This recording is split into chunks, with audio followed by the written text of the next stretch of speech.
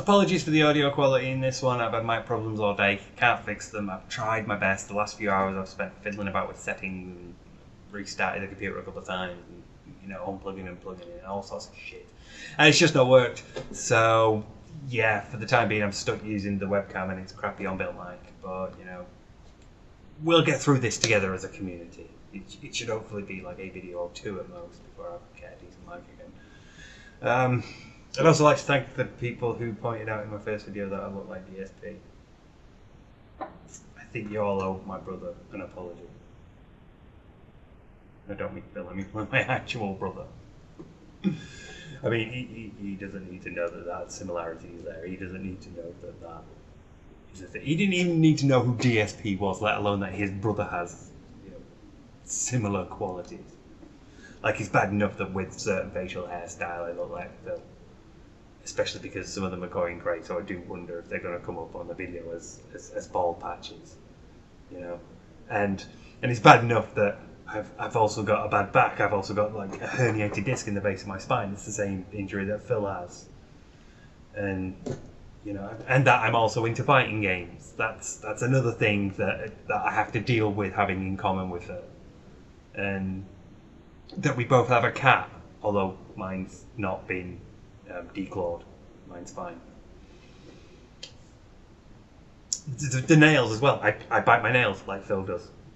That's another thing that I don't need reminding that I have in common with Phil. Oh god, I've just realised I also have Italian ancestry. Shit. I need to call my brother and go for a shave. Okay, so the title of the video isn't exactly accurate. I know I've called it Let's Psychoanalyze, Ask the King, but there's no psychoanalysis in the Freudian sense. I'm just using it as a catch-all term to say, look, I'm taking a psychological look at this thing. So, yeah, if you came here expecting like Adler or Winnicott, I'm sorry. I'm going to save DSP's childhood for another time, though. But, yeah, let's do Ask the King. Before we do, I have to say this. It drives me mad. It's in 3 parts. He had 2 breaks in between during the thing, and fine, DSP is DSP, but it's just not that difficult to put them together into one file, and have a transition between the gaps. It's just... Look, it's easy, right? You open up your video editing software, you add the files, you add them to your timeline, 1, 2, 3, and then you export.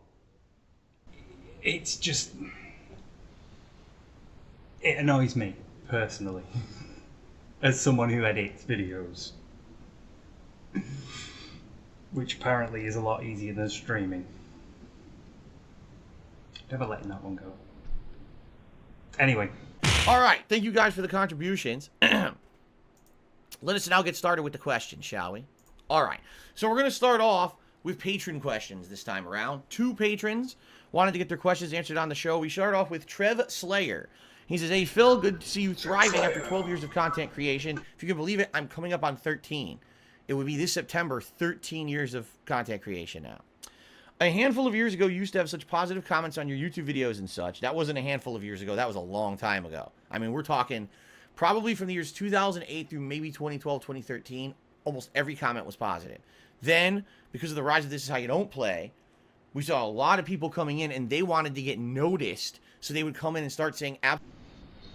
It's that he attributes the turn of the toxicity of his comment section to the rise of This Is How You Don't Play.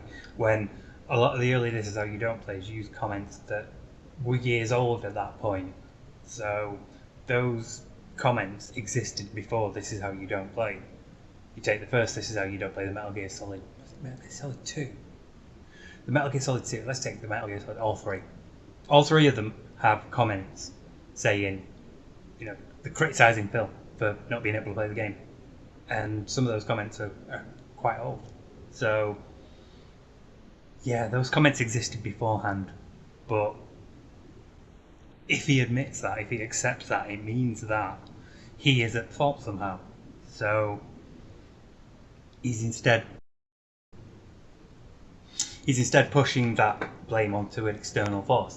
It's an external factor that's responsible for it. It's not him. It's not anything that he did. It's because something else became popular and people wanted to be part of that. It's a very interesting ego defense mechanism. I'm noticing them more and more as manifestations of his narcissism now that I've sort of looked into that to begin with. They're fucking everywhere. They really are. Especially in how he uses language. I'm sure we'll cover it later, but let's carry on for now. Absolutely disgusting things on my videos, and I would say over the course of like 2014 to 2016, every comment became a toxic negative comment that was insulting because people wanted to be noticed on the videos, the negative videos made about me. And that's when, I think it was 2017, I just turned off all comments. My longtime viewers and supporters said, please just turn off the comments. We can't even go to your videos anymore. Again, attributing the act to someone else. He's removing himself of culpability. He's distancing himself from responsibility for turning off the comments, which is seen as a negative thing, and he knows it's seen as a negative thing. It's the implication that you can't handle criticism and you don't want to deal with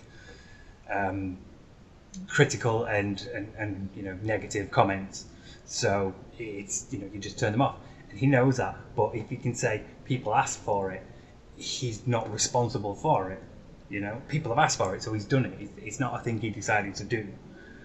That reflects badly on him. It's something that his long-time viewers wanted. So again, another defense mechanism, another way to sort of like dodge the responsibility and the culpability for his actions. Because it's toxic in the comments, we don't want to deal with it anymore, and that's why I turned it off. Okay. He said, now you can't even enable comments on stream on YouTube without an extreme amount of trolling. Absolutely correct. Why do you think the internet became so toxic? Well, just like everything, the internet, it changes over time. And as it becomes more mainstream and more people use it, more people find out ways to abuse it. Just being honest, with the internet, it's still to this day, unless you're doing some like horrendous crime, right? Like, you're stalking someone to the point where you're threatening to kill them, or child pornography, or using the internet to have slaves be sold. I'm serious, this happens. Besides those like crazy things that like the FBI and shit would investigate, most things that go on the internet just never get investigated, and there's no consequences for any of them. Like, you could get away with so much really nasty, destructive, toxic shit on the internet under the guise of anonymity, and no one can do anything about it. When I started on YouTube 13 years ago now, okay, when I posted up a video on YouTube, almost every comment would be, wow, here's a new piece of content from Darkside Phil. This is cool. He's a funny guy. Look, he's playing a game. We get to see this game for free. Oh, look, he's playing Street Fighter. He has to add some insight, and we get to see some fun gameplay. Plus, he talks shit, and it's hilarious to hear what he has to say.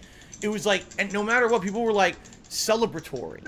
We're happy that people are posting up free content on the internet for us to digest. We don't have to spend anything, but we get to watch entertaining and fun and free content. That was the general attitude on YouTube when people were putting comments on videos about 12, 13 years ago.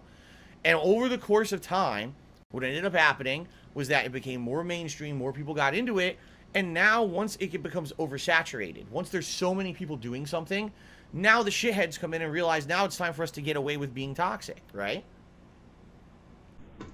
Didn't know Phil had a degree in sociology. Be quite interested to read this paper.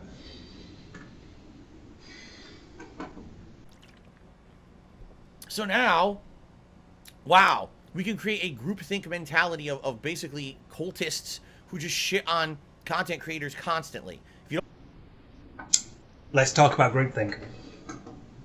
Groupthink is a theory posited by Irving Janis in the 1980s. He was looking at businesses, and he was looking at how decisions were made within a business context. So what he realised and ultimately ended up proposing is that if certain antecedent conditions exist, such as an overwhelming emphasis on ideological unanimity, making sure that everyone in the group believes the same things, and if the group is displaying certain behaviours, like exerting extreme pressure to conform to the group's norms, then what will happen when the group comes to make decisions is, instead of seeking a wide variety of opinions or critically examining things, they'll be more likely to make decisions without consulting, and instead just look inwards and make bad decisions. Basically, they won't like stop and consider things, and nobody will be able to speak up because there's such an overwhelming force of pressure to conform. So bad decisions end up being made, and within the context of the business world, you can see how this leads to insurance companies or banks fucking up and crashing economies. But in the years since, Janice's theory has sort of like been extrapolated outwards to, well, basically any institution or social construction that has a hierarchy. And I suppose in this context you can actually apply it to Phil, because there is a hierarchy of there's Phil, and then there's the mods, and then there's the whales that aren't mods, and then there's everybody else. So you can apply it to social groups depending on how exactly they are organized structurally. But in this case you can apply it to Phil and his group and his audience, and I really wanted to come back to that a video specifically for it, because thanks to Super Crazy, I've this material in his audience, and I want to approach it, I want to do it. But right now, I would just say his use of the term group theory is incorrect. Groupthink is incorrect. What he's thinking of is conformity. He's thinking of going along with the crowd, either because of informational influence, which is where you think the crowd has access to some sort of information that you don't. They know something that you don't, and that's why they're behaving as they are. Or what's the other one? Normative influence, when you just don't want to stand out. You want to just be part of the group, so you just follow blindly. Yeah, he's talking about conformity, not groupthink. So very annoyed about that. Don't believe me? There's entire websites to this shit. You're talking hundreds of people, thousands of people who all just participate in this really disgusting behavior. It's certainly not healthy, and it's certainly not normal behavior, but it exists, and I've had to... Counterpoint as well. Sorry to keep pausing. I'm also aware that this video is probably going to be like fucking 3 or 4 hours long, because That's the King is like 2.5 hours. But if this toxic behaviour is so commonplace, could it not therefore be argued to be normal? If it occurs enough that it is expected to the point where you're turning off your comments, is it not then becoming a norm within the social context of YouTube and YouTube comment sections? Just thought. Very, very sadly accept that this is kind of going to exist as long as I'm a content creator. As long as I'm someone who's on the internet, putting myself out here in a public way and putting out content for you guys to digest, there's going to be people who are going to be toxic and negative and are going to attack said content and are going to attack me and my family personally. There's going to be people who are going to leave negative comments on my streams, my videos. They're going to try to flood every avenue of stuff that they could do. Don't even get me started on fucking social media and Twitter. All right.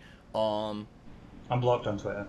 I don't know what else to say. Anyone who has a life that's positive and productive and has actual things in their life that are positive and productive, they focus on that. They don't... Bit of projection going on here now. You ready? Focus on bringing others down. They focus on propping up the things in their life that are good. So the only thing that I can surmise is that, number one, so much content started getting thrown on the internet that people decided that it wasn't anything to celebrate anymore. It's nothing special. And number two, people realized that they were miserable and they could share that miserableness with other people across the globe in an anonymous way by trying to ruin their lives through online harassment and being able to get away with it with absolutely zero repercussions. I mean... Did you catch it? See, this can't just be a thing that you do. This can't be a hobby. This can't be just like one thing in your life. You can't have other things that you do as well. If you're doing this, it's exclusively this all the time. Because that's the only way Phil can sort of rationalise anyone having a negative opinion of him, basically. If you are that warped and that twisted, that you will that you hate DSP, then there must be something wrong with you, and therefore you cannot do normal things. What you are doing must be abnormal, and it must be the reason why. It must be what you do. It must be the one thing in your life, because otherwise you'd be normal.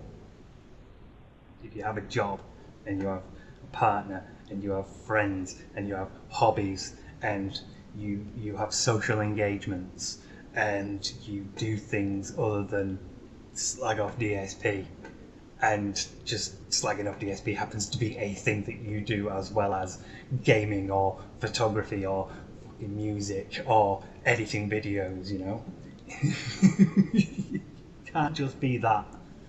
Phil can't countenance that, because it means that normal people don't like him. If you are normal, if you can maintain social obligations and bonds and fulfilling life experiences that he seems to suggest, then you can't possibly also hate him. Because if you hate him, you must have dedicated all your time to hating him. It's fascinating, it really is. Genuinely, you could write a paper on him. I really think I should at some point. All the disgusting stuff that's happened to me over the years, and websites like Twitter, YouTube, they don't really give a shit. They don't really do anything about it. You can mass report someone till the cows come home, and 9 times out of 10, they just don't care. It's only if, like, something truly harmful happens. Like, if someone actually posts up real private information about me, or an actual death threat, then these websites and things will take action. But outside of that, they just don't care. It just becomes... So basically, if you break the law, they care. And if you don't, they don't.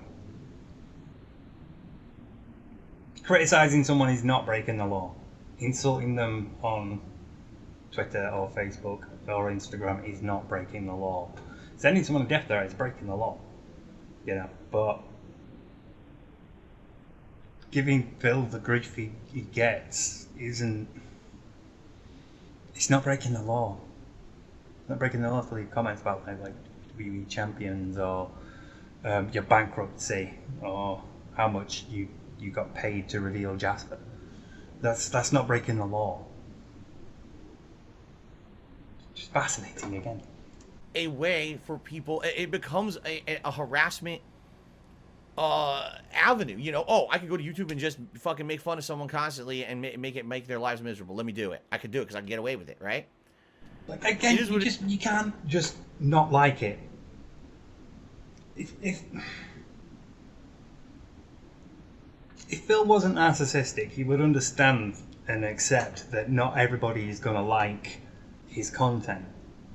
I'm aware that not everybody's going to like what I'm doing. A lot of you do, and I'm really fucking grateful for that. It makes me feel really good. But not everybody's gonna. So, I'm fine with that, because this isn't everybody's thing. It just happens to be my thing, and a lot of people also seem to like it. So, great. But as far as Phil's concerned, you can't just not like it. And say, because the comments are there for you to say that. You can say this thing is great, and you can also say this thing sucks in a comment. And the idea that you might say that to Phil and genuinely mean it, he can't consider it. He can't put himself in that position again, because he lacking the self-awareness, what's the word about it? He just can't criticize himself. He can't accept that there is anything to criticize. He might act like it sometimes. He might say, look, I'm a flawed person, and I can accept criticism. But his actions speak louder than his words. So the fact that he gets like this, this level of projection over something like negative comments on YouTube, it's very telling. I need to stop pausing and just get on with this shit. I know how long this is. Here's what it is. Now again, someone who has a positive life, someone who has things in their life that they love, positive hobbies, positive friends, family members, significant others, they don't have time for that shit. They don't have time to sit on the internet and hate on someone. And let me tell you, it's been an eye-opening experience over the last several years when I actually deal with people who are not from the internet, people who are like in real life, all right? And I meet them in real life and we have conversations about who I am and what I do. They cannot believe the stories I tell them. They just can't. They think I'm fucking with them. They think I'm lying when I say stuff like, oh, this person actually did this messed up thing to me or whatever. They actually don't believe me. They actually refuse to believe me. They say, no, there's no way that that's true. You're making that up. No, it's real. I have evidence of it. It's documented that this person did a messed up thing. And and then they'll be like, oh, really? By the way, shout out to Stray Bullet, who just became a member to the channel. There it is. There's the pop-up right there. Sadly, oh, man. That kind of sucks. You can't really read it, right? All right, hold on a second. Just for the purposes of this stream, I'm going to move that pop-up because you can't read that shit at all. I couldn't read that, Professional streamer might have done this before. I'll move it to the upper right-hand corner. That way you'll be able to read the name. That was bad. I couldn't read a thing on that one. And in fact, I'll probably do the same thing for the tips as well. Where is it? Yeah. I'll move them all to the upper corners. That way you guys can actually read the text. Thank you, Stray Bullet, for the channel membership. And sorry we couldn't read your name. I botched it. It's the first time I'm doing this stuff. So apologies there. Okay. So anyway, guys. Yeah, people who aren't part of this internet culture, when you tell them the shit that goes down on the internet, they don't believe you. Because they're like, nah, there's no way that people are that bunch of losers. They have no lives. They just sit there on the internet doing this shit all day. Yes. And they can't believe it. They're a bunch of losers. You have no lives and you just sit on the internet all day doing this shit. How many of you do other things? You know, let's be honest. How many of us do other things?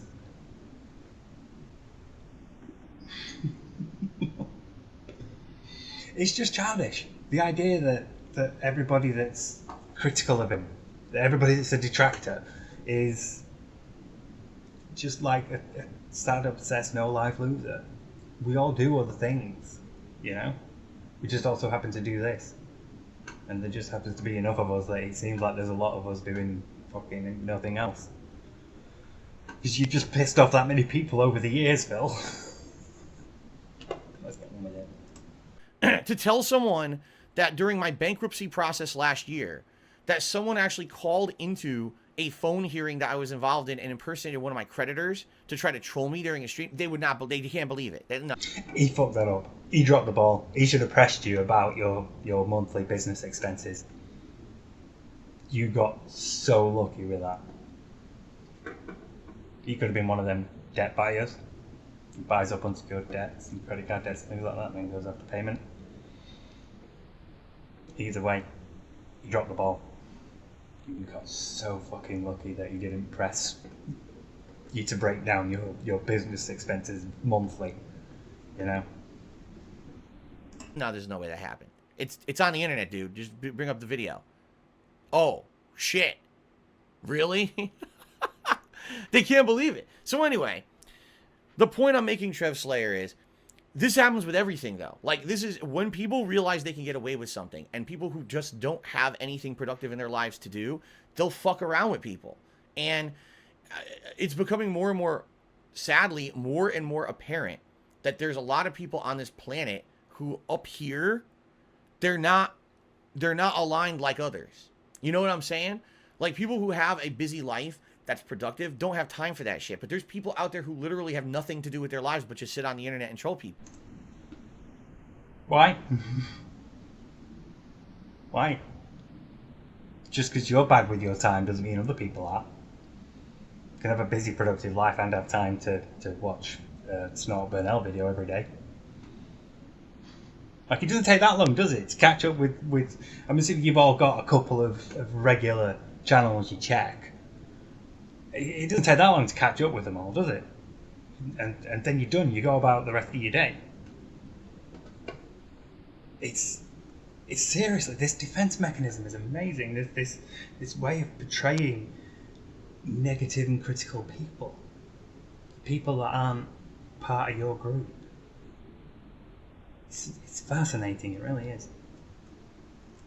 And that's fucked up when you think about it. Literally, all you do is sit on the internet and troll people. You don't have a job. You don't have any friends, any family members, no significant other. All you do is sit there on the internet and troll people. Yeah. See, again, how is it? I need to stop stopping it. But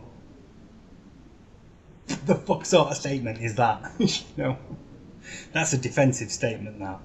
That's a Darbo statement. That Darbo side Bill. Thank you to the commentator who came up with that, and whose name I've like completely forgotten. I will check when I'm editing this, and I'll give you full credit, because Darbo side Bill was fucking spot on, and that's what he's doing here. That's attacking the people who are critical of him. Oh, and I should have made it clear actually, because this is sort of thing that's sat on my head for a bit. When I said that it's depressingly common in abusive relationships, I didn't mean to imply that it's exclusive. It does occur in other conversational contexts and social contexts. It does occur in other places as well.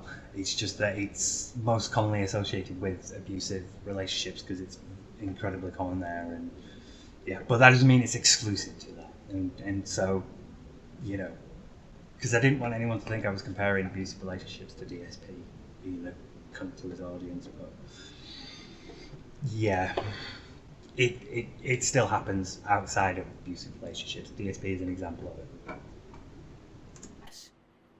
And there's thousands of these people.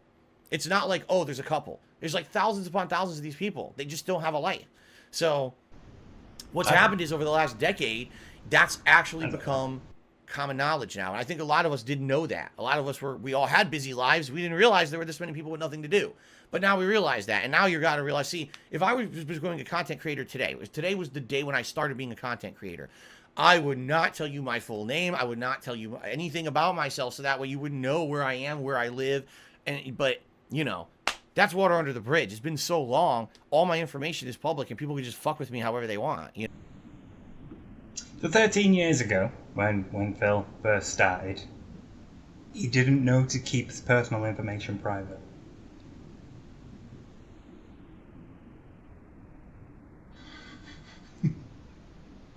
It was 2007, 2008, and DSP didn't know to keep his personal information private.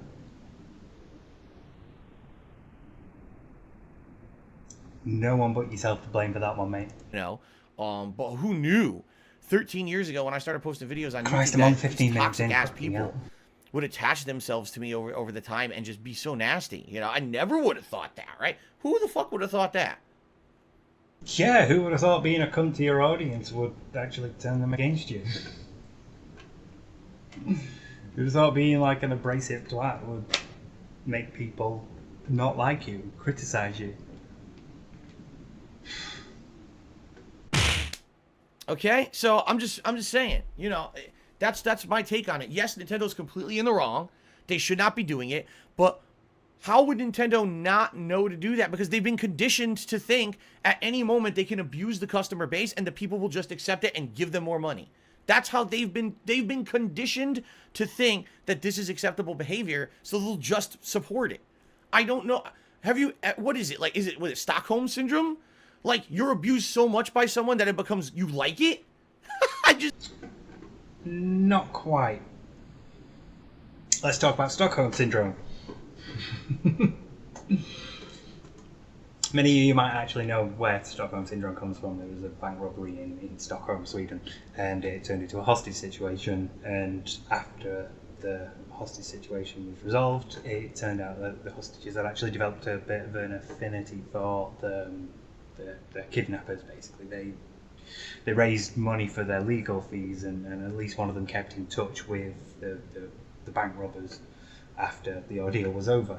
So it became a way to refer to this strange and rare phenomenon. But I read a meta-analysis, a literature review a while ago, which was basically pointed out that Stockholm Syndrome as isn't really a psychological construct. It's not a thing that we have like diagnostic criteria for. It's not a thing that we have a list of symptoms for. It's not a thing we have treatment for. It's more of a creation of the media when they're reporting on these incidents. So, to take a psychological perspective, there are a couple of things that are common to most of the incidents where Stockholm Syndrome develops. and it's usually that the people have been kidnapped. Obviously, they've been threatened directly, as in their lives have been put in danger. They've been isolated. They've had opportunities to escape and sometimes failed them or not taken them, and they've gone on to develop an affinity for the kidnappers. That third one might not be right. I think there's at least 1 or 2 cases where the option to escape never came up. I could be wrong about that though. But basically, the psychological theories, it's a bit complex. It doesn't really exist as a thing, so there's not really many psychological explanations for it. Some people propose that it's the mind's way of dealing with the stress of being in such a bizarre and dangerous situation.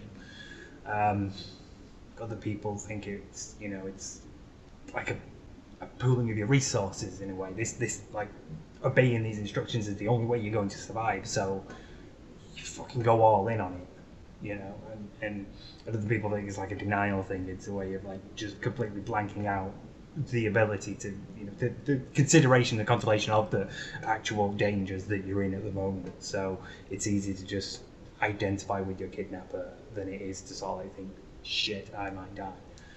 It's a difficult one. There's a lot of controversy around Stockholm Syndrome, but broadly the key is not that you like it, it's that you develop empathy for the people that have kidnapped you. You come to empathise with their ideals or their goals. It's not necessarily a case of you fall in love with them, but more a case of you understand where they're coming from in a way that ordinarily wouldn't be expected to, because ordinarily if you were kidnapped you wouldn't we wouldn't expect you to do that, and most kidnapping scenarios don't end up in developing cases of Stockholm Syndrome. So it's a weird one. Yeah, it's a very interesting I wouldn't say debate, discussion maybe, in psychology at the moment. People are reassessing and reevaluating it, and yeah, but just again the application of it as what you like it. It's not quite that simple. It's a bit more complex than that. So yeah, I want to bring that up because that annoys me. That it's one of those common misconceptions that it's difficult to sort of explain the reality of it. So the simpler explanation, the simpler definition, tends to be the one that dominates throughout the culture because it's the easiest to transmit. So yeah, it's a common misconception, and not as bad as incorrect grammar, but it does still annoy me just a bit. So anyway, yeah, I'm using it wrong, DSP. Fuck. Now, the one that overall, over the entirety of my content creation history, that I feel was ridiculously mistreated was Duke Nukem Forever. All right? Duke Nukem Forever is a game that was supposed to come out in the 1990s and was stuck in development hell for over a decade. By the time it came out in the early 2010s, right, I think it was like 2011 or something when it finally came out, the game played like a game from the 1990s. All right? If you liked the original Duke Nukem games, you probably like Duke Nukem Forever because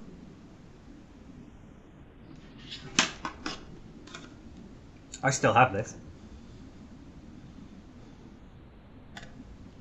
I really like the original Duke Nukem games. I did not like Duke Nukem Forever, because Duke Nukem Forever did not play like one of the fucking 90s games. What the actual fuck is he on about? You could carry 2 guns and you had regenerating health. The levels were linear. How is that in any way like the games of the 90s? What the actual...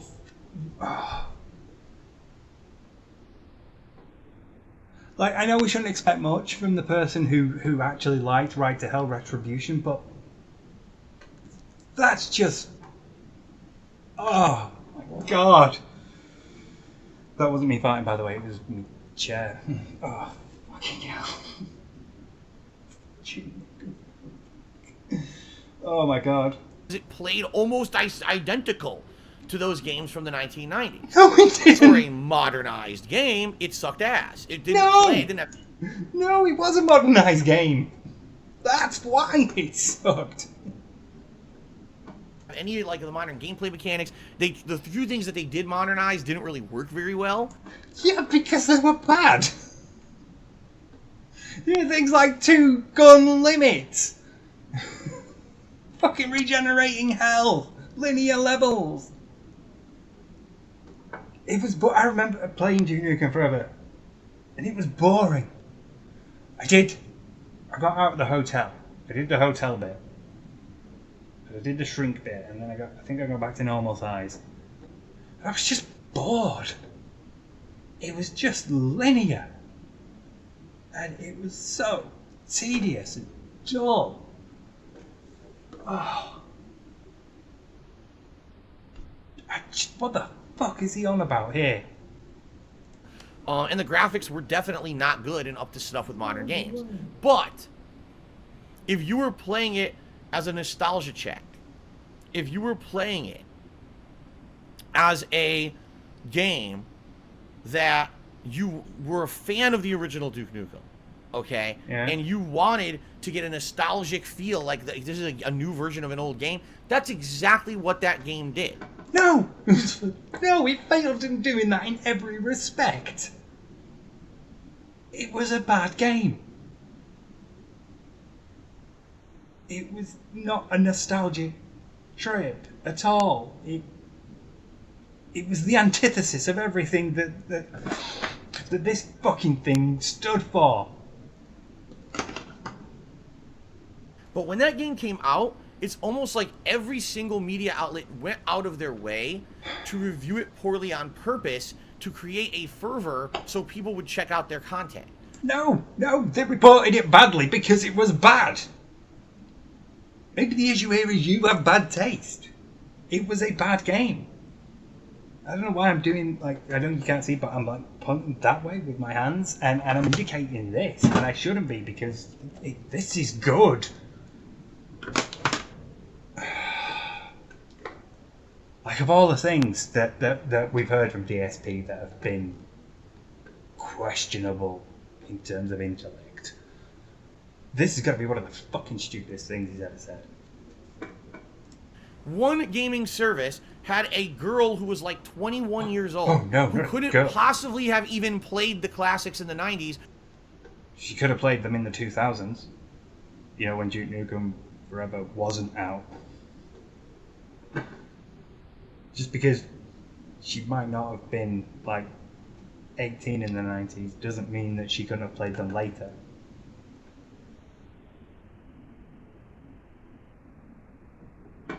Review the game. And of course she's like, oh, I don't like the gore, I don't like the sexual humor, I don't like this. It's like, did you play the original games? That's exactly what they're going for. No, don't do this. Don't do this. It's a fucking stupid argument, Bill. It was bad. The sexism was blatant because the content was handled badly in comparison to how it was handled in Duke Nukem 3D. The gore was just bland. It was barely a thing, you know, compared to Duke Nukem 3D. Enemy bodies didn't even stay there, if I remember correctly. They disappeared shortly after you killed them, if I remember right. It was so bad. And he's going to have got... I remember a tweet that was something like, Twitter is inventing somebody in your head and getting mad at them, and I feel like this is what Phil's doing right now. So if you like the original games, they hit it dead on what you're looking for. Why'd you have a 21-year-old woman review the game who never played the original and is offended by sexualized content? Just... It doesn't matter if you've not played the original. You can play Duke Nukem Forever and see that it's shit. You don't need to have played the original to understand what it's about and also to see how Duke Nukem Forever did all this wrong, badly.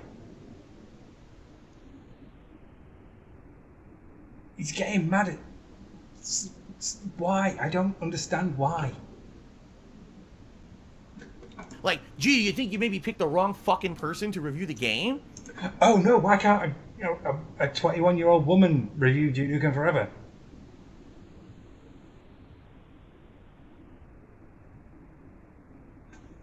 Is it because she's a girl?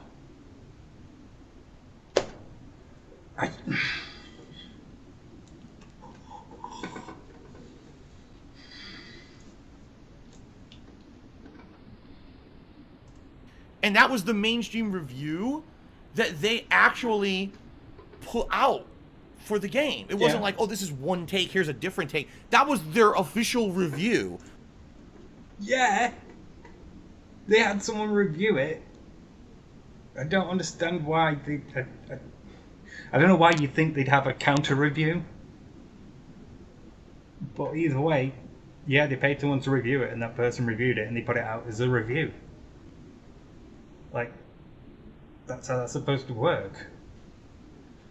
Was like terrible game because of these reasons.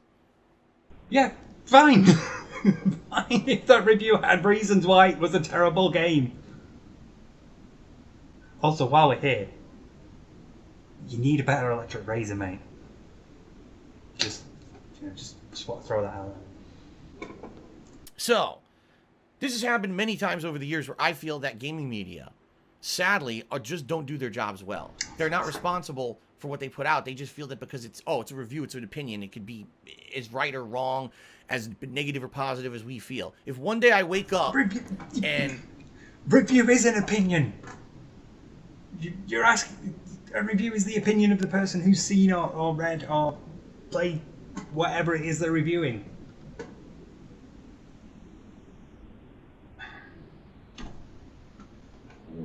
I got the runs, so I'm in a real bad mood, and I'm reviewing a game. The runs really piss me off, so I just say the game sucks. That's fine. It's totally, that's just journalistic integrity because, you know, I'm a journalist and it's protected because it's just an opinion, man. Like, yeah, if they're not having a good time with the game, they're allowed to write that as their review. Talking about, no. Just like everyone else, all right? Just like everyone else.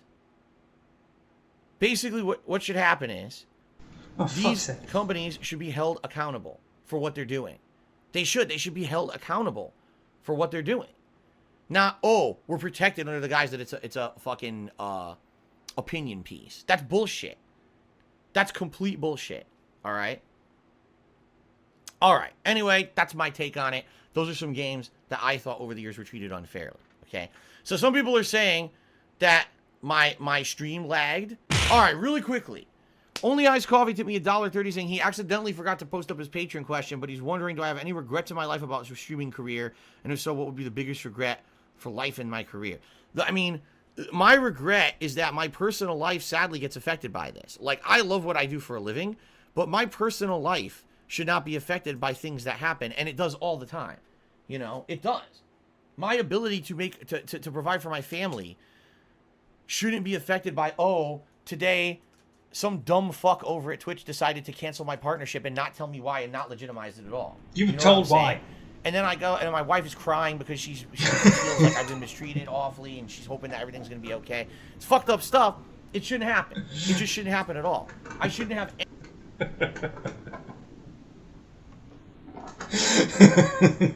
My wife's crying. Kat has realised she has attached her horse to the wrong wagon.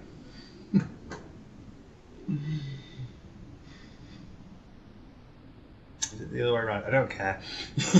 You can see what I was going for there. By the way, Kat agrees with me. Anything behind the scenes in my personal life affected by what I'm doing on a stream, but it happens all the time. And it's fucked up in that regard. I wish that at some point in my life, I had found a way to separate my personal life completely from my professional life. That didn't happen. When I started on YouTube, this was a new thing. I didn't realize that information that I had given out years and years ago would turn into a way to stalk me and basically ruin shit for me behind the scenes constantly. I didn't know that. Again, mid-2000s. Bill didn't know you should keep private data private. you should not reveal certain things online. Sort of on you, mate.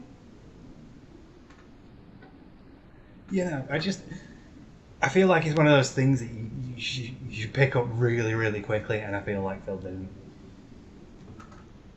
Okay, I just didn't. And it's fucked up to the lengths that some people go to try to ruin things for me and my family. Being honest here without going to any specifics, there's been some really fucked up, messed up things that have happened to me over the years that I don't talk about on stream because you don't want to give that. Oh, that's very handy, that, isn't it? If you don't talk about it on stream, you can make up whatever you want. Basically, you can just. You don't even need to have anything negative happen to you. You can just say, yeah, it does. I just don't talk about it on stream. It's very, very handy, that, isn't it? You can be as vague and mysterious as you want, or you can be as specific as you want. Because you can just say, I don't really talk about this, guys, but this thing is happening backstage. This thing is happening behind the scenes. This thing is happening in my personal life, and it's affecting me. You just pull that out whenever. You know? I don't like ever doubting people's mental health diagnoses. I feel like if someone's saying they're depressed, I'm gonna believe that they're depressed. But I have my doubts when it comes to Phil and his mental health. Because the way he talks about it is not how people who have depression generally talk about it. See, ethically, again, I can't, even like personally, morally, I feel like I can't say I don't believe that he's depressed. But I have trouble accepting it. I feel like he weaponizes it. I feel like he weaponizes it when he needs to get a few more pity bugs. And that's a handy thing to have, to be able to do, to be able to pull out of this stuff going on backstage, and I don't talk about it. Well, if it were. It's a nice little thing if you've indicated previously. I've had mental health problems in the past, you guys. I don't really like to talk about it. And then you can pull it out whenever you need it. It's one of them things where it's like, I don't like talking about it on stream. I try to keep it private. You can be as vague or as specific as you want with that. And I feel like his depression is one of those things. By meaning him in the desk. Right, let's get on with this. Come on. That kind of shit attention. You just don't. Okay? And it's just really messed up that even though I will take personal responsibility for a lot of the things that have happened to me over the years, that a lot of the times it's at least because of the actions of some fucking troll on the internet. You know, how stupid is that? Some dumb fucking troll, some no-life loser. Actually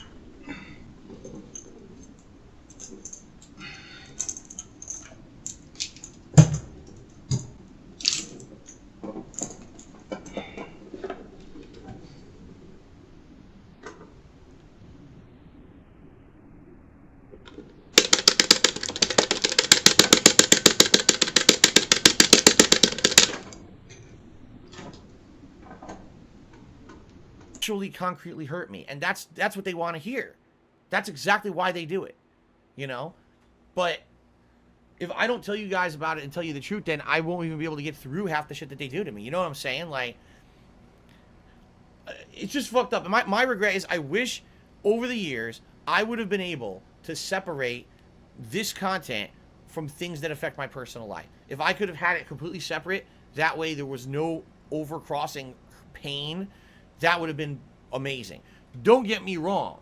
The way that I now perform my personal life separate from my content has been tremendously helpful. My wife and I love our life right now and want it to continue this way. We don't want to have that overlap right now. Everything that we say and do outside of my streams somehow spills onto the fucking internet. We don't want that. We want to have our own personal life behind the scenes that is not affected by things that I do on my streams, okay?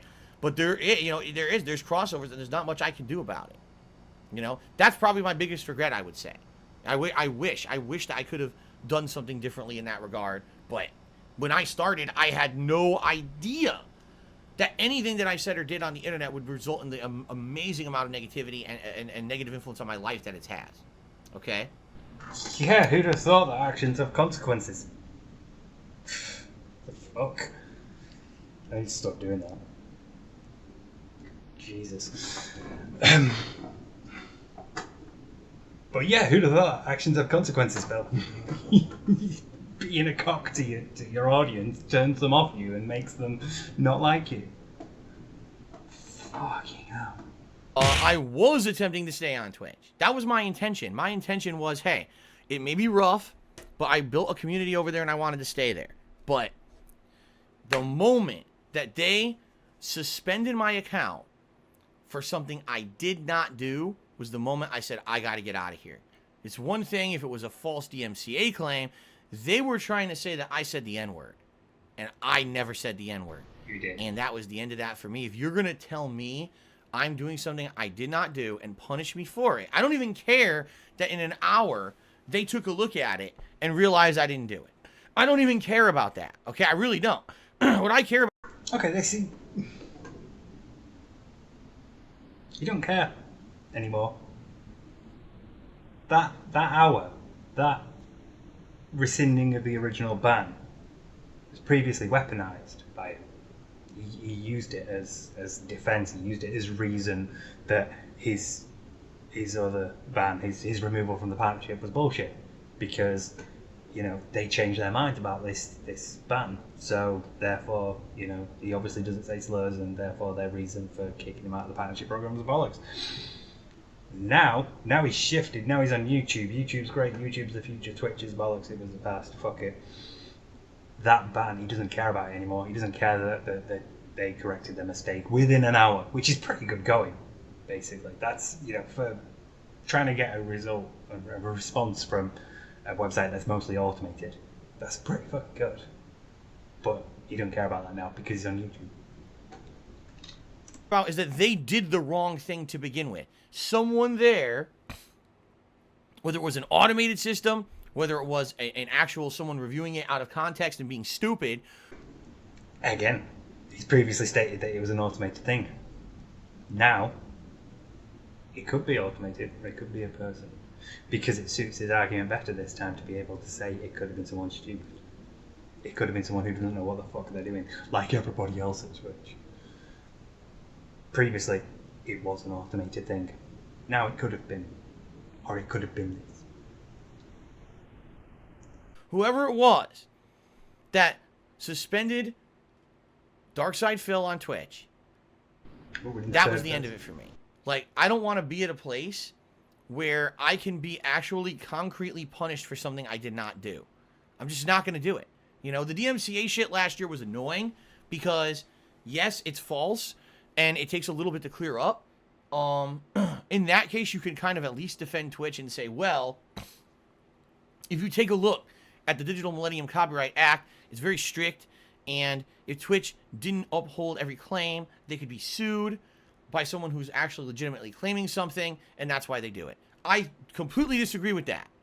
I think that what they're doing in case of DMCA is completely illegal. I was initially going to say that's how they do it on YouTube as well. Like, things are automatically flagged. The DMCA stuff, because it's easier than YouTube letting people get away with uploading shit and then having to deal with lawsuits from the music industry. But holy fuck, he's moved it into legal again. It's just how is he this bad at this? It's in the legal realm. I need to enjoy this. I need to indulge this. You actually taking down content before reviewing it to make sure there was a violation, you are actually violating DMCA law. You're doing something illegal in the name of a law before you verified the law was broken. Therefore, you're breaking the law. That is the stupidest fucking thing.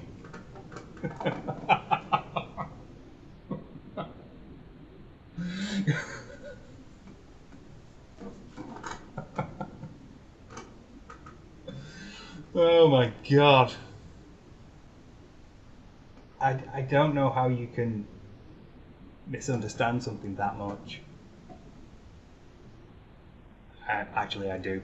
It's because he's too proud to ask for clarification because it means he might be wrong. He doesn't know something.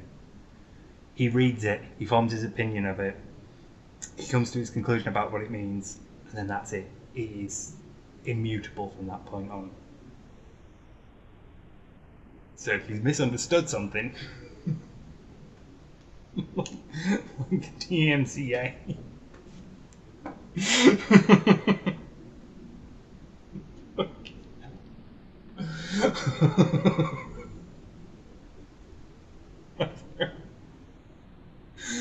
I think that's really funny because forensic psychology, the forensic part refers to law. It's the application of psychology to the law, so I have to learn some law stuff. I'm not quite legal on it, right, Ricata, but I know a few things. And also having a YouTube channel and occasionally getting flagged for using music. And clips of Blackadder and Red Wolf, holy fuck.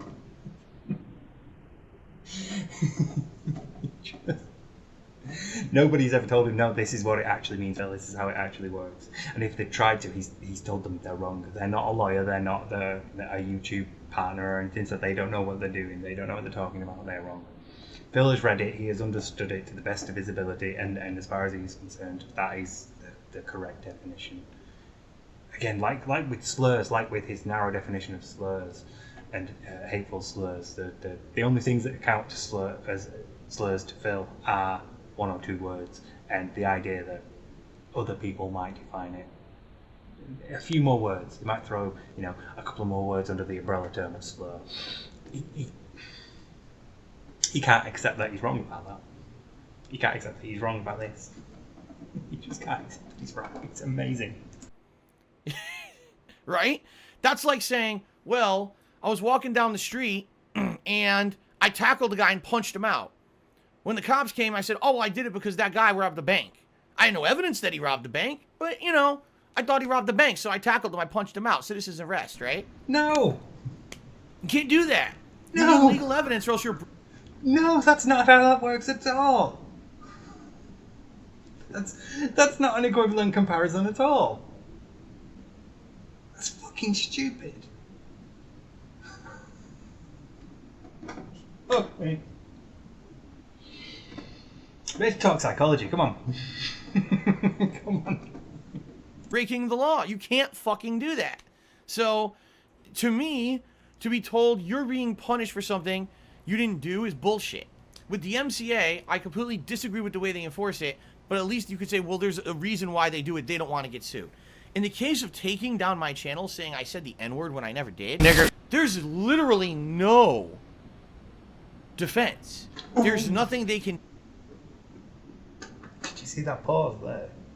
That was a very deliberate consideration of the right word to use next. There's no defense. Because he was going to say, no evidence. And he knows that there's a video of him saying it. He knows that there's a clip out there of him saying it. Regardless of whether he meant to say it or not, we all know that he didn't mean to say it and he stumbled. But the point is that he said those words. He said that word. He said those two syllables that make up that word. And so if he says there's no evidence of me saying it, you can just cut in the clip like this. Nigger. So yeah, his that pause there was very telling. He was choosing, he was making sure he chose the right word there. He wandered down that blind alley and then somehow managed to find a way out by choosing a different word.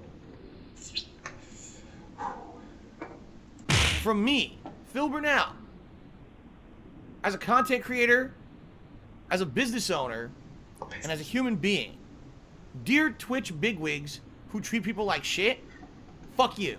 You don't get the ability to mistreat people like that. That's not something that you should be able to do. You're scum. You don't treat people like scum. Someone who's making a living on your site and you treat them like scum. No, you are a scumbag. And far worse than anything I could have ever done that you're accusing me of but have no evidence of. You are far worse than that by doing what you did and treating me like that and treating anyone like that.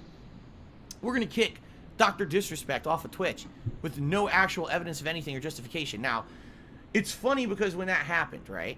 When that actually happened. I should have checked Pick-Pick-Go for this. Pick-Pick-Go has, you can see usage over time in the graph.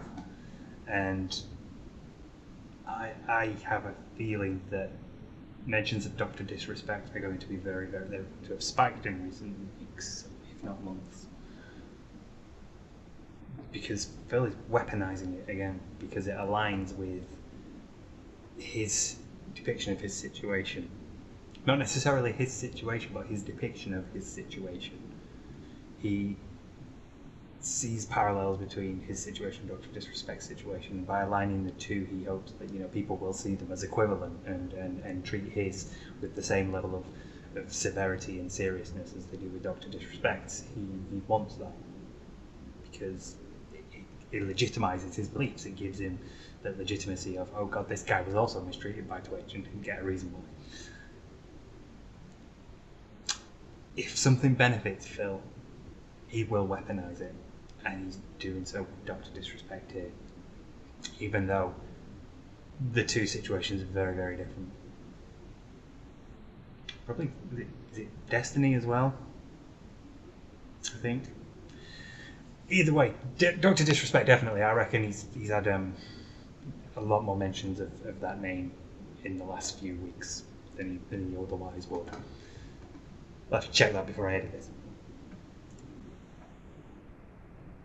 People were very skeptical. They were like, nah, there's no way we could believe that Dr. Disrespect, one of the biggest content creators on Twitch, could be just kicked out of the business and not given any justification.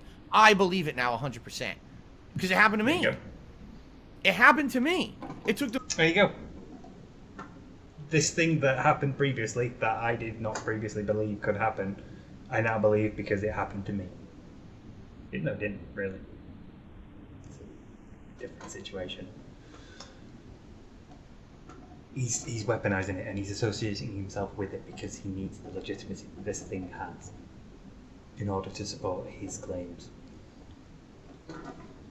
In 3 weeks to even tell me what I did wrong, no evidence of what I did wrong, and won't respond to my requests. So, yeah, to hell with them.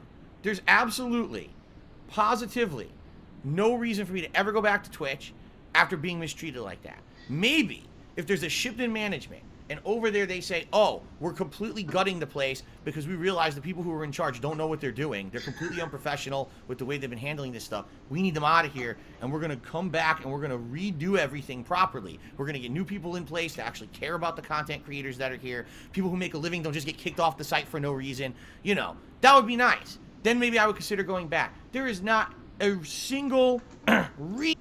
You weren't kicked off the site for no reason. You were given a reason. You might not like the reason, you might not agree with it, but you were given a reason. Reason for me to try to go back to Twitch at this point. There's none. I've done nothing wrong. They've produced no evidence that I did anything wrong. Correct. I'm not going to go stream on a site that treats me like shit. That's a personal insult to me, the way that they treated me.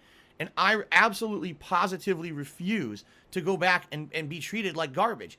What is this? That's Stockholm Syndrome. I'm going to go back to the place where I know that I'm going to be mistreated and just keep getting mistreated, right? No, and I want to publicly apologize to... Technically, that's masochism. But no, it's not Stockholm Syndrome.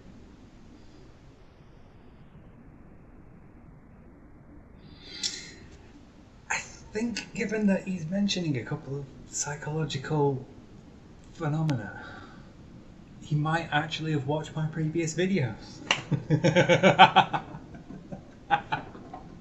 That dislike really was from him. Wow. Have I made it? Does that mean I've made it? That'd be great. That'd be so good. All of you here, because I know that some of you are people who were viewers on Twitch, and I also want to publicly apologize to those who were my viewers on Twitch who are not going to come over to YouTube. I know YouTube is different. YouTube chat system is terrible. there's certain reasons why some people would not gravitate over to YouTube. And I know that, and I'm sorry for that. Because I didn't want this to happen. I wanted to stay at a place where we could have this fun community, and that we built there for 5 years. You can. But sadly, I hate to say it. You can. Your account is still there at Twitch. You can go back if you want. You just can't be a partner. If the community meant that much to you, you would take that L. You would accept that you weren't in the partner program, and that you would mainly subsist on bits for the time being. But if the community meant that much to you, you'd tough out that year and reapply for partnership, or at least affiliate. You know, not sure which one's higher. I'm assuming partnership's higher than affiliate. But the community doesn't mean that much to you because you fucked off to YouTube. And again, most people would come over anyway because most people have got accounts on both sides. But either way, the community isn't important to you. You are using it to wrench guilt from people.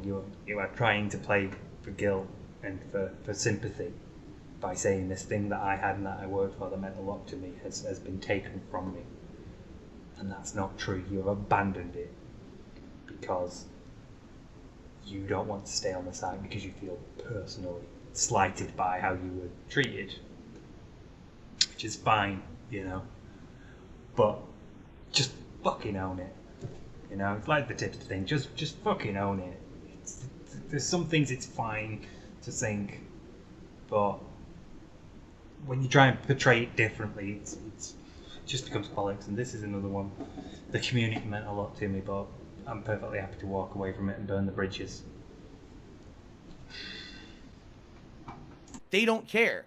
They just want to do things how they want to do it. Apparently, they don't feel they're better than you, that they don't have to justify anything they do. I'm better than you, man. No, I'm not going to fucking do that. I'm not going to play that game and be abused by these people. They literally need to apologize to me for the way they treated me for me to go back there.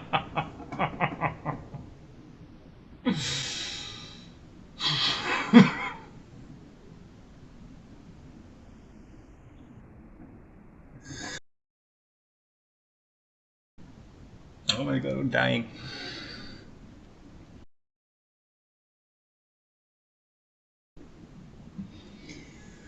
Oh, it doesn't matter how many times you hear it. Why do they need to apologise to you? They don't owe you shit. You're not in a position to make demands. You are the one who was wrong. You are the one who fucked up.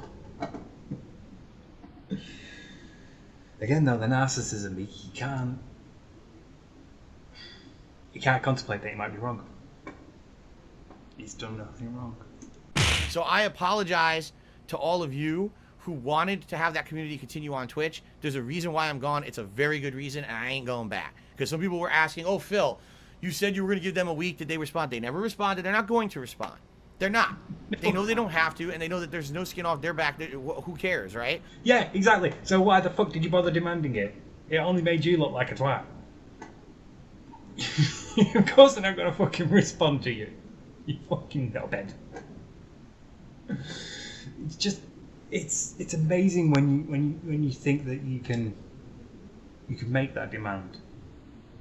Because by making that demand, when you know that they're not going to respond, you can say later on when they don't respond, fuck them.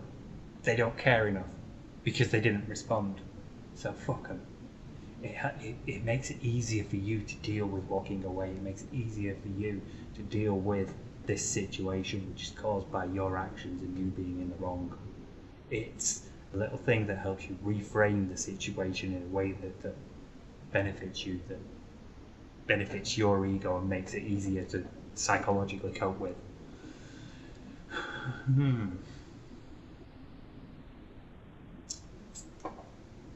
Right? So if they don't care about me, I don't care about them. Those people who made the decision to mistreat me can go fuck themselves. They're fucked up people. They did far worse to me than I've ever did anything on Twitch. That's for sure. And you call your audience the R word. Within your partnership program, you've used homophobic slurs.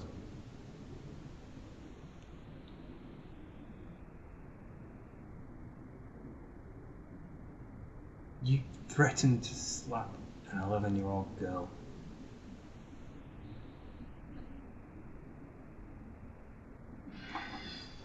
What up, YouTube? It's your boy Steve of the Dead coming at you live from the future with an update on this video. Well, actually, it's not really live, is it? I'm recording it and I'm going to have to edit it in, so by the time you've watched it, it's also not going to be from the future. But I need to just briefly explain because while I was editing this video, okay, so this chunk that you can see here in the corner, this is everything we've watched so far, and these two highlighted bits, they're all in response to one question. So that's like an hour and 15 minutes of me responding to Phil having a moan about the video game reviewers by slowly losing my mind over the course of like an hour or so.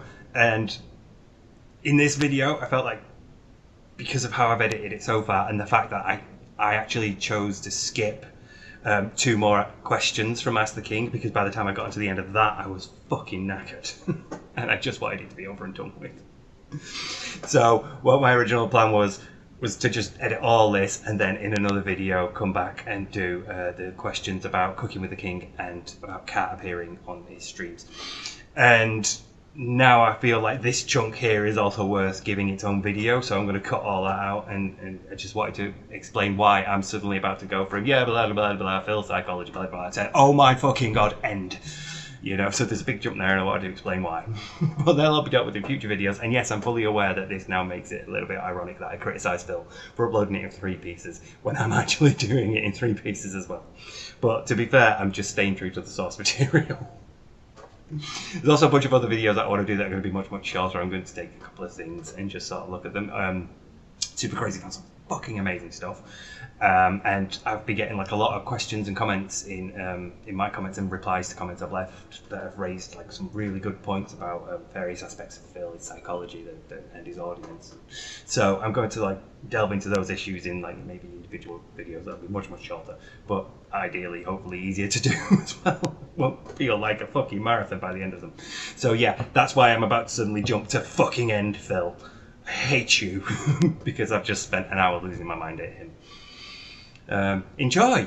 So, we start off with Davey Gameray, and he says, hi Phil, greetings from Northern Ireland in the UK. I'm a longtime viewer and always loving your content. Gaming actually has helped me overcome a serious bout of my depression last year. My question is, what would you say to those who say gaming is a bad or negative influence?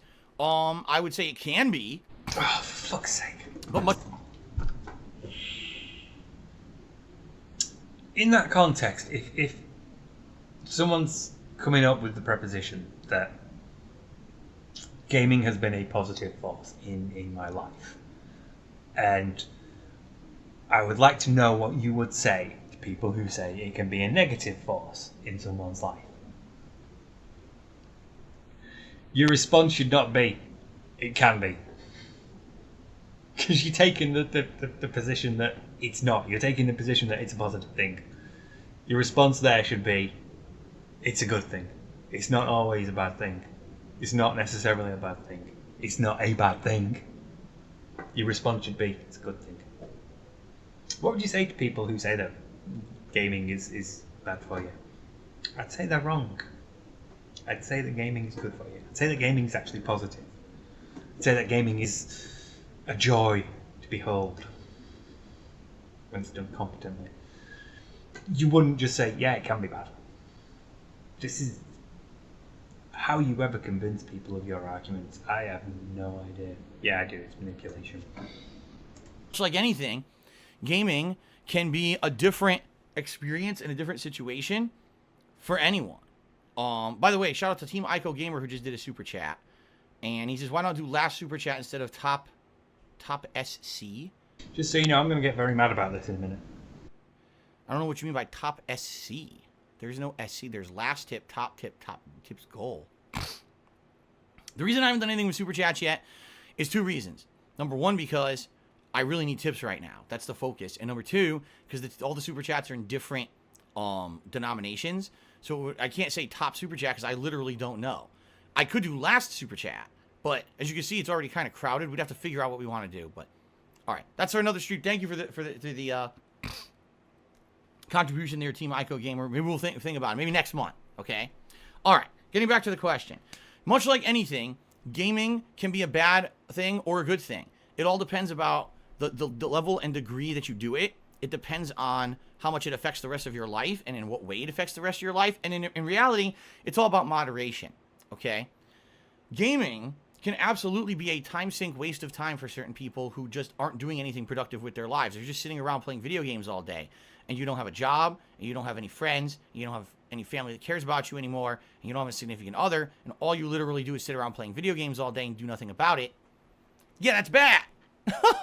Yes, if you're someone who has an addictive personality and you find yourself getting hooked on stuff and can't stop, playing an MMO is probably a bad thing. I'm just saying. What about Fortnite, Phil?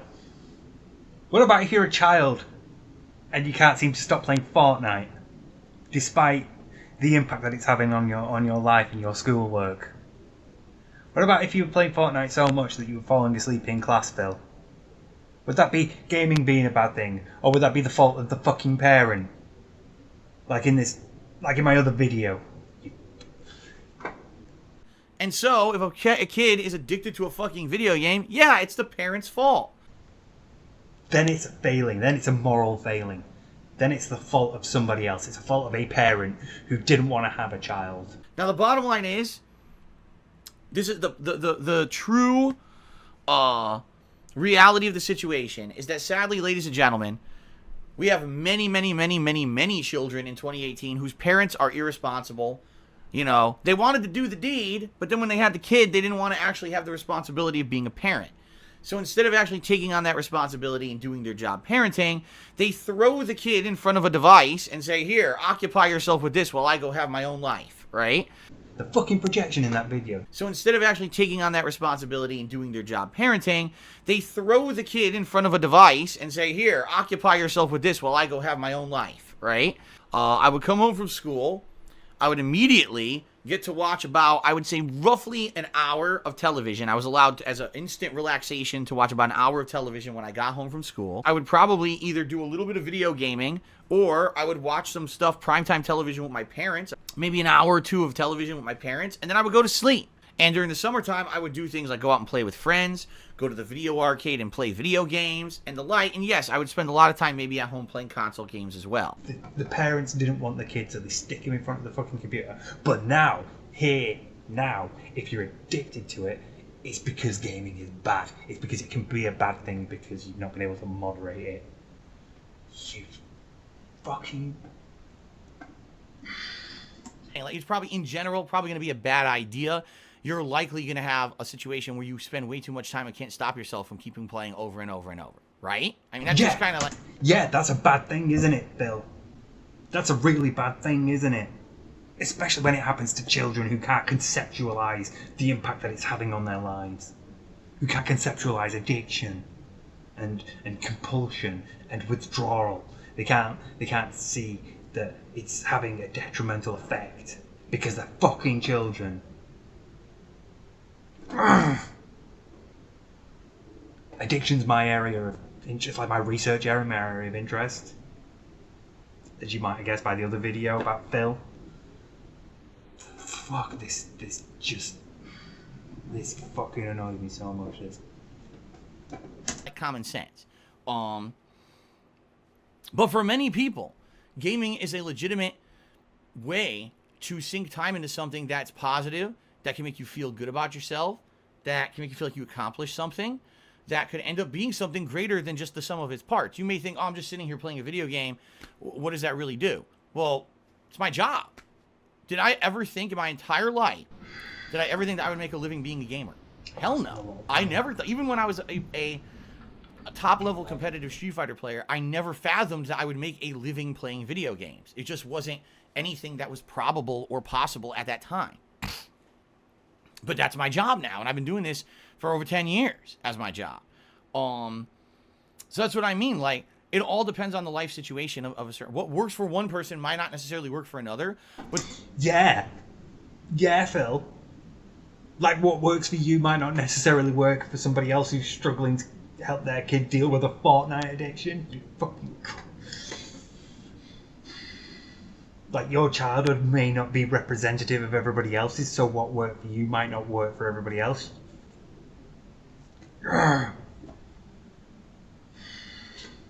There are absolutely ways that gaming could find a way to have a positive impact on your life. Perfect example here. You may be feeling like things in your real life are screwed up and you're depressed about something that happened that you can't help.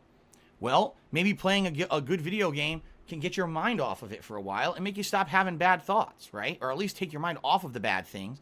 Not to say that you're trying to avoid facing them, but in general, gaming can be a way to escape from things that are bad. You know what I'm saying? But again, it's all about moderation and making sure that you're doing something to a degree that it doesn't hurt other things that are important or essential, right? If you're depressed and you just sit there and play video games for 2 weeks straight and don't move, that's a bad idea. You see? So, but no. Yeah, but isn't it the parents' fault, Phil? Isn't it the parents' fault? Or is it gaming being bad? Because sometimes it can be. Because there can be mechanics that can be manipulated to trick and con and abuse and convince people to spend more money than they should. Just the fucking double standard of it. All right. My name is Zway asks the following. When it comes to a classic survival horror games, what are some of your favorites that you've played in your video game career that stand out as some of the best? What do you think game developers should do to bring a resurgence to the type of game genre? And if you master one, which game? In the Resident Evil series, Resident Evil 2, I feel, is the best one. A resurgence to the genre? Isn't like one of the biggest games right now Resident Evil? Like the entire internet collectively lose its shit over the main bad guy. Main antagonist of the newest Resident Evil game. Just fair enough, really. Got a thing for creepy weird goths as well.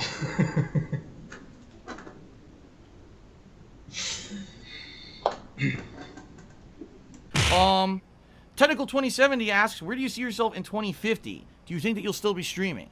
Well, it's 2021 now, so you're saying in 29 more years, I will be 97 years old. Will I still be streaming? Okay, I won't be 39. How old would I be? In 29, so I would be 68 years old. Oh my god. First, where did you get in your 90s from, for fuck's sake? That too, like, I don't know. Like, not to say that I live a horrible lifestyle of, like, wolfing giant fried fatty foods down my throat, because I don't do that anymore. But, you know, the job I have, and the fact that it's sedentary. Sedentary. There's many different diseases that sadly are hereditary to my family. Multiple ones of my family members have died of cancer, which sucks, but they did. And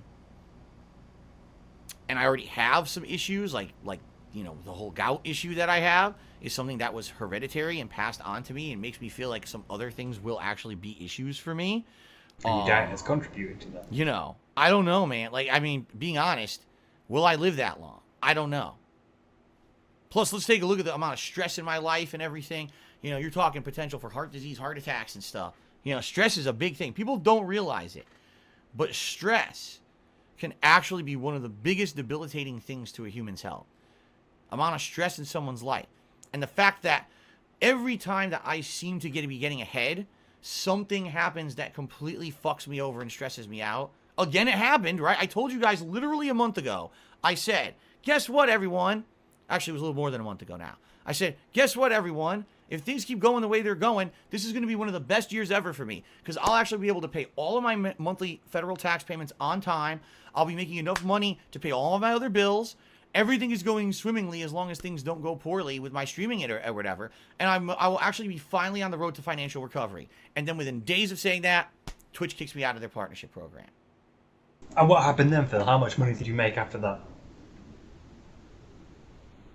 Is it more or less than you would have made if you'd just stayed partnered with Twitch and nothing would have happened?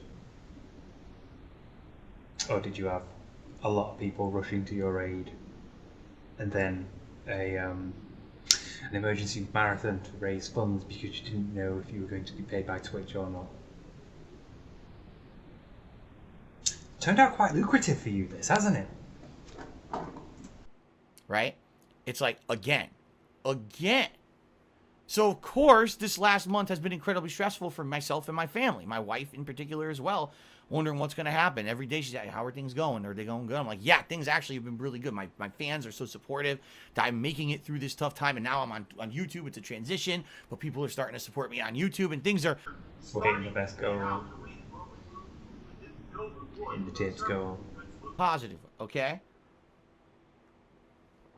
So, all that being said, in 2050, who knows if I'll be alive? What I will say is this. Is it probable that I will be able to stream as a job for the rest of my life? Probably not. I'm not stupid. I would argue at some point in my life, it's going to come to the point where I won't be able to be a full-time live streamer anymore. It's just not going to be viable for whatever reason. All right? I don't know. It could be tomorrow. It could be... I have some thoughts about when that's going to happen. Not like predicting a date or anything, but just what it's going to be like for him psychologically as he makes the transition from this lifestyle to a different one. It might be worth exploring in future, but yeah, as I believe I've said before, he's going to need a lot of therapy first and foremost. He cannot socialise right now. 10 years from now, it could be in 2050. Or I don't know when it's going to be. We don't know. This is such a volatile market that I'm doing stuff in that there's no way to tell any of that stuff, right? So, that being said, I don't know, all right? I would, at the very least, as long as there are still people out there in this world who value my streams, who feel that there is purpose behind it, they get something positive out of it, I wouldn't want to stop live streaming. So even if in the future, So if you only made, like, say, $4 in a stream, because only one person donated $4 to you, would you still want to stream? You'd still be okay with it, because that one person, it brings merit to their lives, what you do.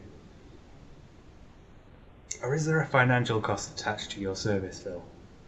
Do you carry on in the face of $4 for 2 hours of work? Or do you stop playing your game and wait for a whale to show up? Do you start complaining about how, you know, it's been a slow night, tips are down, we haven't hit the goal? Calling bollocks. Mashing X to count. I only play a tenth as much of games as I play right now. If in the future I don't even game anymore because I'm getting too old to game, and instead I'm sitting here and I'm talking with you guys and having fun social streams and stuff like that. Do that. You know? My content very well over time may change. But I would still like to do that and have that interaction and have that with you guys. For as long as I possibly can, because I love it. I love this job. I love the relationship that we have here on the streams. And again, so many people tell me that what I do has value to them personally, that they wouldn't want me to ever stop, that I don't want to, you see? Now, I'm not saying that it's viable. It may not. But I'm going to damn well try to do it as long as I can. All right? Fair enough. I might have to phase in other things. I may have to phase in, instead of just gaming all week, twice a week we do streams that aren't gaming. We just talk. We talk about other issues. We talk about world news. We talk about politics. We talk about different things. And those topics then get fleshed out in different ways. Yes. I need that. Please let that happen. I need the schadenfreude that's going to spring forth from that well. Please, Phil. Start, like, maybe just like one stream a week. Maybe like Sunday night stream, you know? A break from Street Fighter. Once a week. Chat shit about politics and world events. Please. I dare you. Go. Give it a go. I mean, you should be happy with it. It's basically this now. You're just going to sit there and talk and people are going to give you money. You don't even have to play games anymore. You know, and we all know that's what you ultimately want. We all know, you know, that nowadays you just don't like playing games as much. We can see it. So start making that transition now. Shift into talking about current events and politics and religion and vaccines. Do it now. It's a genuine plea. Do it now. Just once a week. Doesn't even have to be Sunday. Pick a day, pick a stream, morning or evening. But just give it a go. Have a trial run. See how it goes. Please. I need to know how bad it can be. Now that idea is there, it's not going away. It's going to be a thing now. I'm going to want to know. You know he's got some hot takes under that hat. The final question of this episode of Ask the King goes to Enigma X Prince. So congratulations to you. Here's the question. Get ready. Hi Phil, I'm currently starting up a YouTube channel, and I've been consistent with posting video content and such, but I don't really have an audience, so the views are very small, which is sometimes pretty discouraging. I know social media is the main source in gaining an audience, but it seems like in today's age, you have to do crazy outlandish things or try to start drama on the internet to gain some kind of attention. My question is, what exactly is your advice on how to gain an audience for an upcoming YouTuber in today's age? Thanks in advance. I can highly recommend slagging off Phil.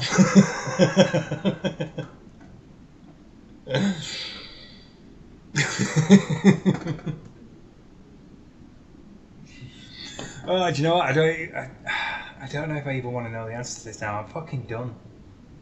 It's taken too long. This is, and I didn't even do like the bit in the middle of it. What was it? The cooking with the king and cat. I wanted to do them bits, but this is just taking far too long. Again. Do I want to know? Oh. He's going to say just generic shit, isn't he? Or he's going to be like, well, you know, when I did it, it was very different, so I can't give you any advice. Just fucking great, thanks. Swear, I keep getting this question recently. Now, I haven't done Ask the King in months, but I keep getting this question on my streams. So I honestly feel like it's worth it for me to answer it here live on the stream so that it's kind of archived in a recent video or whatever. So if people want to reference it for, you know, future use or whatever, they can do so. All right. Today, 2021 is a very, very, very different place from when I started with content creation back in 2008. As I've already said, oh, right. I can't be asked.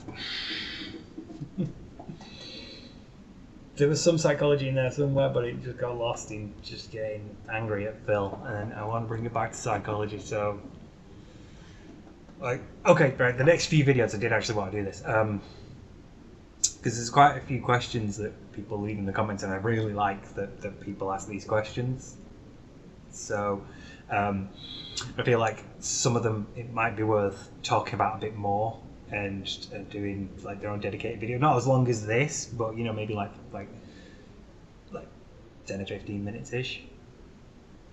It might be worth doing. So I feel like the next couple of videos, I'm gonna just look at like a couple of questions that people have asked. Some that like come up a lot, and others that are like specific. And then probably gonna start looking at things in a bit more detail. Like, I want to do something about Phil's childhood. I want to do something about his audience. I'm waiting for super crazy. I got your message. Keep an eye out. And other stuff as well, like going back in I don't want to say going back in time. We're going back and looking at some more notable stuff, like the debunk stream. I really want to do that. I want to talk about body language as well. It's difficult with Phil because part of it is how much he fidgets because of his back injury. Part of it is you can see him flicking between what he's looking at on the screen and his chat. So when he's talking and his eyes are flicking by, it's not necessarily him lying. It's possible that he's, habitually, like, nervously checking chat constantly to see if money's coming through. And so it's a difficult one to sort of analyse, but there's still something there. There's still something to be said about the body language that Phil uses, especially when it's something like the debunk stream where he is actively trying to convince you of propositions that we know to be false. So he's engaging in lying behaviour. But yeah, this felt like it took forever.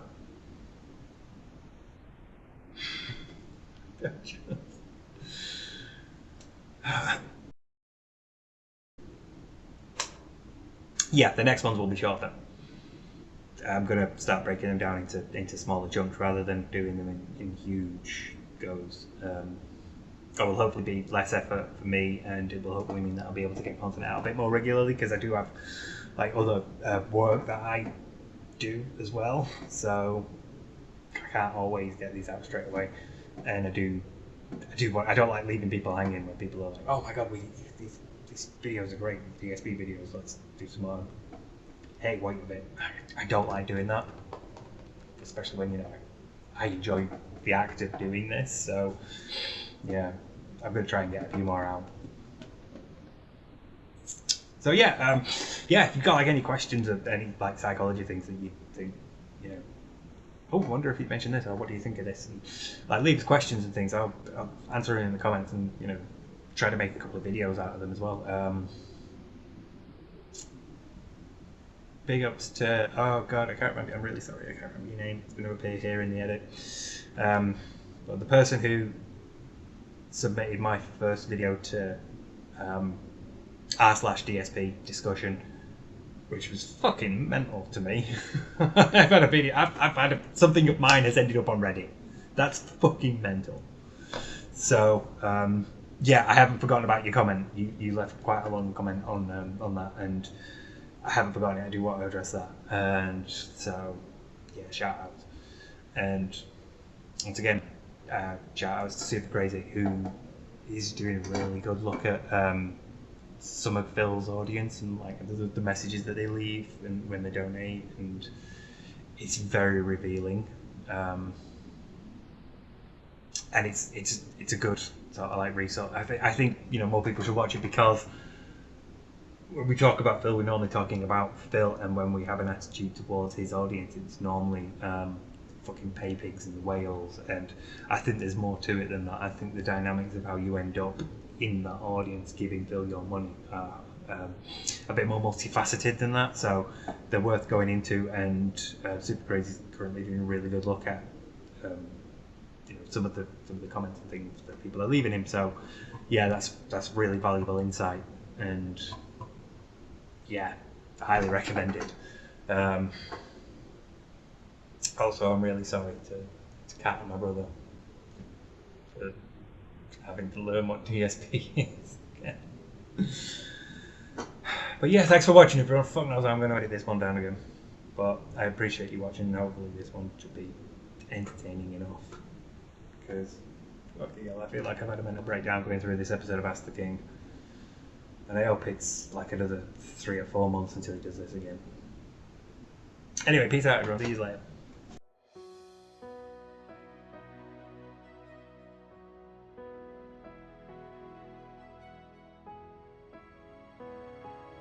He doesn't want to overgeneralize, and then he immediately, like the literal next sentence, the literal next words are, in general.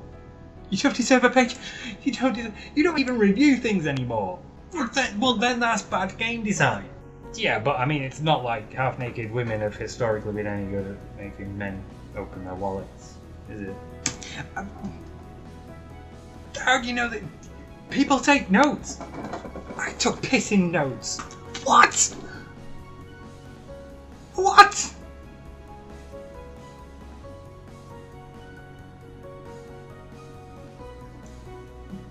What? I'm fucking 21 minutes in, and this has been an hour for part 2 of Ask the King. Jesus. Morals. Oh, fuck. I'm not sponsored. I just fucking well should be. Just fucking... Oh, I can't. It's like trying to work with this logic. It's doing my fucking head in. That's not groupthink, that's conformity. And that's a fair enough criticism for a review. It's a highlight. I can't. I need to get back to psychology. Fucking come on.